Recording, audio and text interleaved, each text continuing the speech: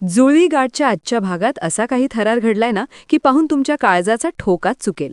सावी धैर्याला उठवायला जाते खरी, पण धैर्य काही केल्या डोळे उघडायला तयार नाही, कारण भास्करने दिलेल्या त्या विषारी झोपेच्या गोळ्या. बिचारी सावी घाबरून किचनमध्ये धावते. तिथे नीता आणि अवंती आनंदाची बातमी द्यायच्या गप्पा मारत खिचडी बनवतायत, पण सावीच्या मनात मात्र धडकी भरलीये. नीता तिला धीर देऊन धैर्याला खिचडी भरवायला सांगते, पण जेव्हा सावी पुन्हा रूममध्ये जाते तेव्हा धैर्याची अवस्था बघून तिला रडू कोसळतं. धैर्य, उठा ना, मी तुम्हाला हाका मारतीये, तुम्हाला ऐकू येत नाहीये का? सावी अस्वस्थ होऊन ओरडतीये, पण धैर्य पूर्णपणे गुंगीते. संशयाची सुई जेव्हा गोळ्यांच्या पाकिटाकडे वळते तेव्हा सावी थेट दामिनी मॅडमना हॉलमध्ये गाठते. तिथे इरा आणि सावीमध्ये जुंपते.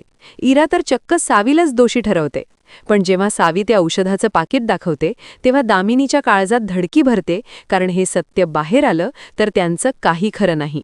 तिकडे डॉक्टर येतात आणि दामिनी आणि भास्करच्या दबावाखाली खोटे बोलतात की डोस वाढवल्यामुळे असं होतंय. पण खरा ड्रामा तर केतन आणि दीपामध्ये घडतोय.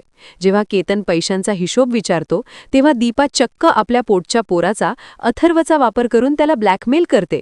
आणि शेवटी जेव्हा धैर्य शुद्धीवर येतो तेव्हा सावी त्याला अर्ध्यावर सोडून अंगदला भेटायला निघून जाते. धैर्याच्या मनात आता संशयाचं मळब दाटलंय. ही फक्त प्रेमाचं नाटक करतीये का, हा प्रश्न त्याला छळतोय. आता सावी आणि अंगदच्या या भेटीमुळे धैर्याच्या मनातलं नातं कायमचं तुटणार की सावी या सगळ्या कटाचा पर्दाफाश करणार? मंडळी, तुम्हाला काय वाटतं? सावी जे करतीये ते योग्य आहे का? तुमचं मत कॉमेंटमध्ये नक्की सांगा. व्हिडिओला लाईक करा, शेअर करा आणि पुढच्या अशाच चुरचुरीत अपडेट्ससाठी आपल्या चॅनलला आत्ताच सबस्क्राईब करा.